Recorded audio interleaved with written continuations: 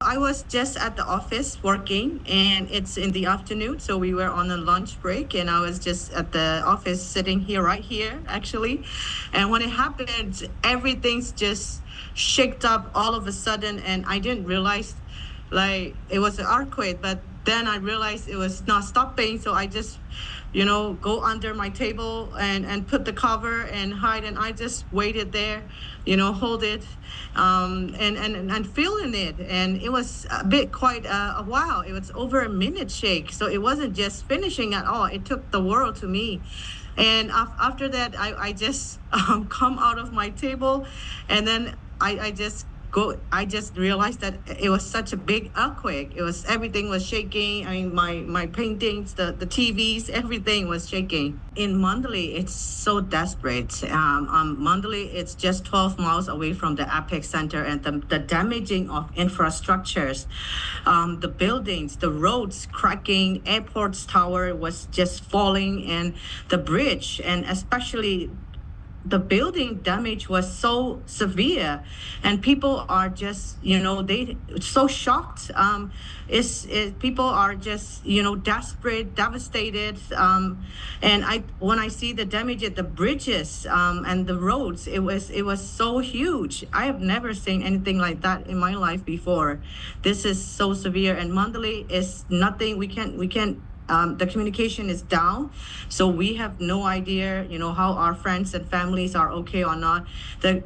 Yesterday, it was after immediate effect. The connection was such a huge problem, and we were just trying to have the information, from the news and checking out how it was. But we were so astonished when we see the situation in Mandalay. Everything is like gone, and people are still trapped, and the casualties and everything is still counting. We had our teams, our GO team, already on the way to Mandalay just within 24 hours of the hit, and we are mobilizing all our resources as much as we can. So more teams are now going there because the road situation and all of that. We're trying to have more resources in there to assess the ground zero situation, and we're also coordinating with all the respective, our partners, our stakeholders at all levels.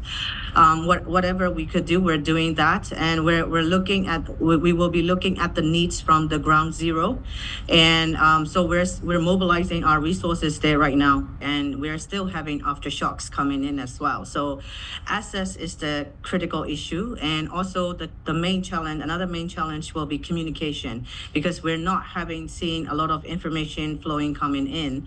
We're just having limited information because of the mobile phones are down, and the internet, we don't know, so we can't get any of access.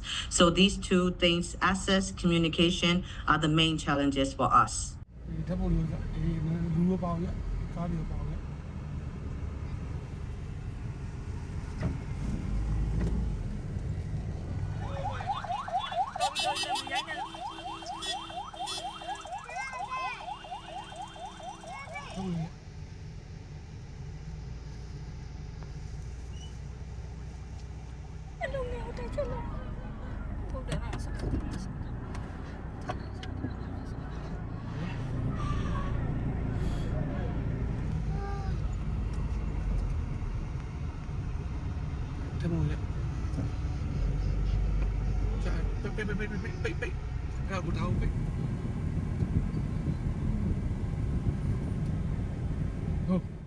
Yeah, I've just gotten off the phone with our team who's on the ground in Myanmar. They're reporting that there may be significant damage to homes, to critical infrastructure, and to facilities across Mandalay and Naypyidaw and other areas.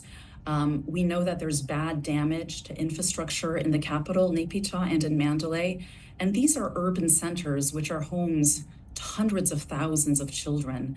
There are signs that the vital services that children rely on, schools, health centers, hospitals, may also have been damaged. And so all of that really paints a very bleak picture for children that were already experiencing one of the world's most complex humanitarian crises. Yeah, we have UNICEF has pre-positioned life-saving supplies already within the country, and our supplies are mostly positioned in Mandalay and Naypyidaw, thankfully very close to where the affected families are. And those are supplies such as health supplies, water and hygiene supplies, child protection supplies.